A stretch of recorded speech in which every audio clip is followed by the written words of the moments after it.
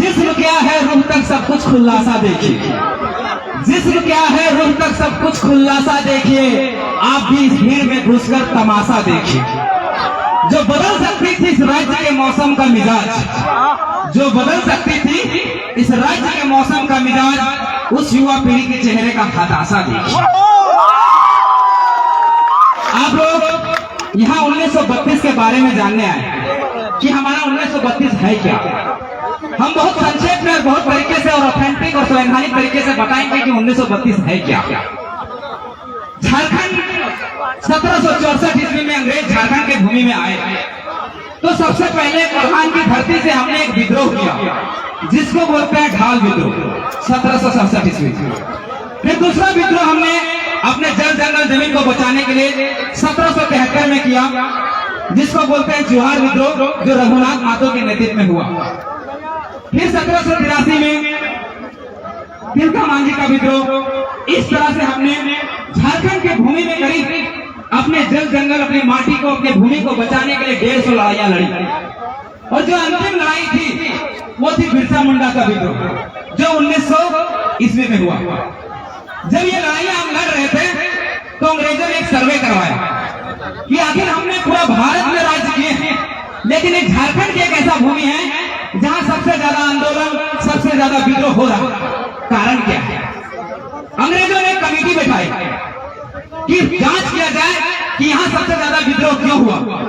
तो यहीं के एक लोग था शरद चंद्र राय, उसके नेतृत्व में समिति बनती थी। उस समिति ने जो रिपोर्ट किया 1901 ईस्वी में, तो उन्होंने कहा कि झारखंड की एक ऐसी भूमि है जहां यहाँ के लोग अपने माटी को माई के समान मानते हैं, और अगर इनकी माटी सुरक्षित कर दिया जाए तो यहाँ विद्रोह स्वतः ही समाप्त हो जाएगा। बोला ऐसी बात है। तब झारखंड के जो कमिश्नर थे वो तो जे.एस. हॉफमैन, उन्होंने यहाँ की जमीनों को सर्वे कराने का काम किया। तो पहला सर्वे ध्यान से सुनिएगा, पहला सर्वे हमारा 1902 ईस्वी में शुरू हुआ और खत्म हुआ 1905 ईस्वी में और लागू हुआ 11 नवंबर 1908 ईस्वी को, जिसको हम लोग बोलते हैं छोटा नागपुर काश्तकारी अधिनियम।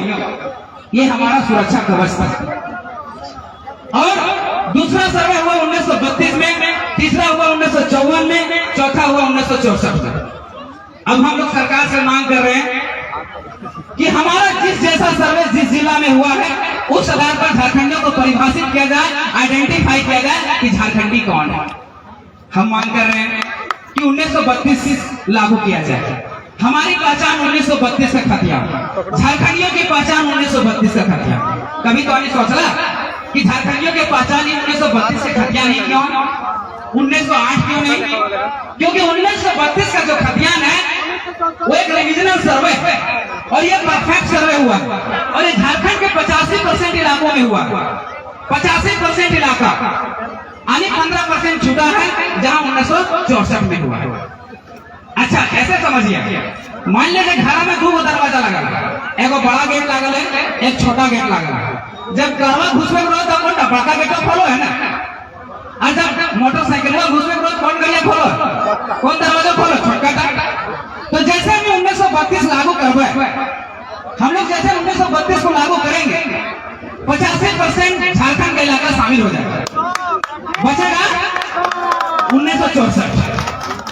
और 1964 को हम लोग लास्ट अंतिम सर्वे सेटलमेंट को हम सरकार को लेने बोलते हैं और सरकार से कहते हैं कि 1964 तक जाइए, 1964 के पहले जितना सर्वे सेटलमेंट है उसको मान्यता दीजिए और झारखंडी को परिभाषित कीजिए, आइडेंटिफाई कीजिए कि झारखंडी कौन है।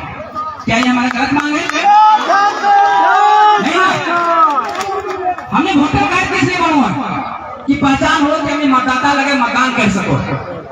हम लोग आधार कार्ड इसलिए बनाते हैं कि हम लोग एड्रेस का पता चलता है कि हम लोग बोकारो जिला के चंदन क्यारी के निवासी हैं, यही पता चलता है।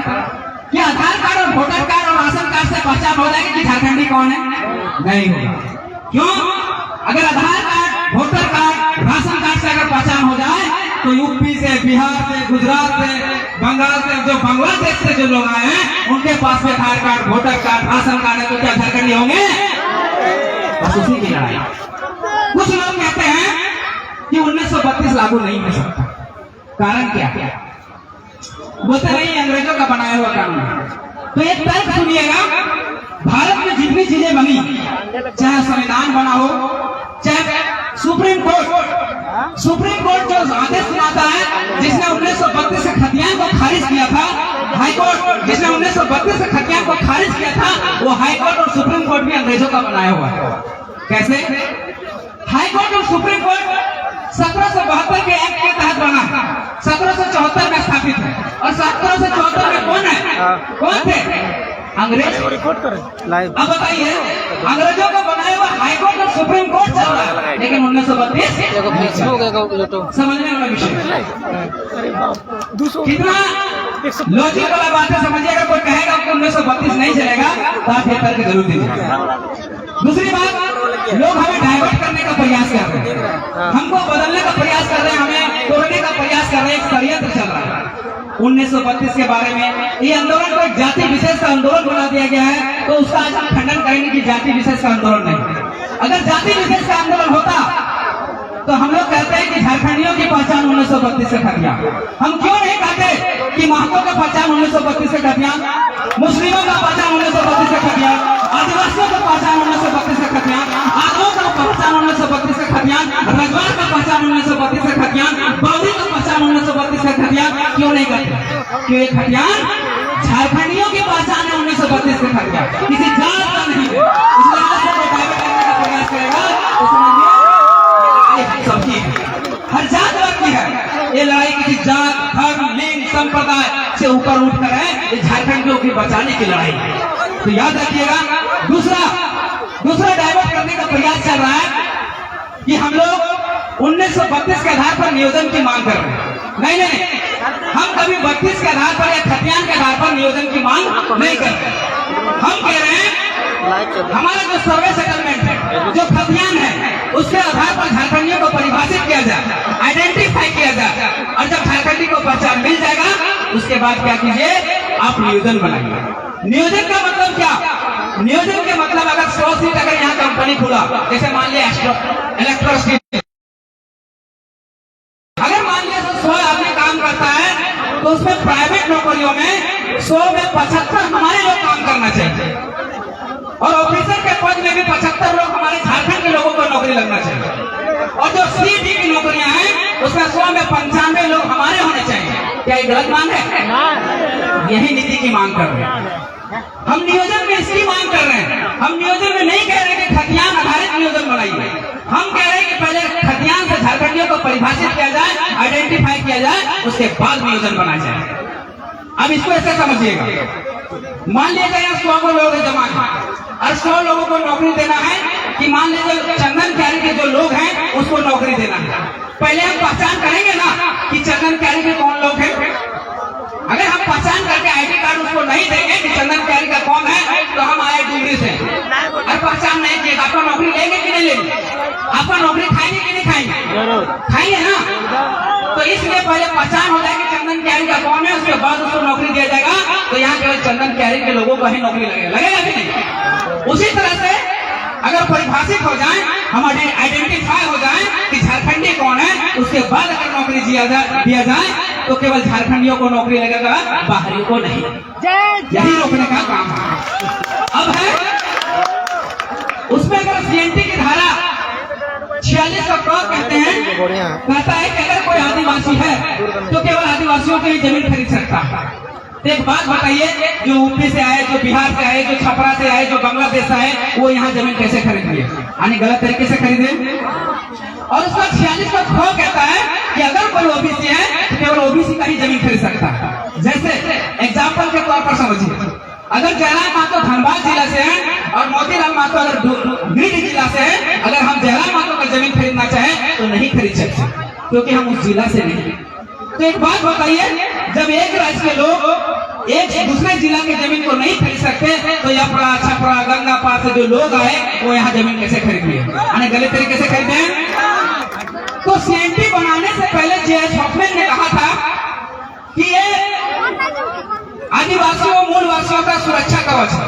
अगर इनको भेजा गया तो यहाँ अतिक्रमण शुरू हो जाएगा और यहाँ बाहरी लोगों का बाढ़ आ जाएगा। इसलिए हम लोग को खतियान जरूरी है। खतियान एक ऐसा उपाय है जिससे हमें बाहरी अतिक्रमण से रोका जा सकता है, इसके अलावा कोई भी उपाय नहीं है। आप गांठ बांध लीजिए और जितना छोटा लड़ाई हम लोग 1932 का सोच रहे हैं उतना छोटा है नहीं। ये लड़ाई जैसे 88 साल संघर्ष करने के बाद 88,000 कुर्बानी देने के बाद जैसे झारखंड लिए थे, उसी तरह 1932 का लड़ाई है।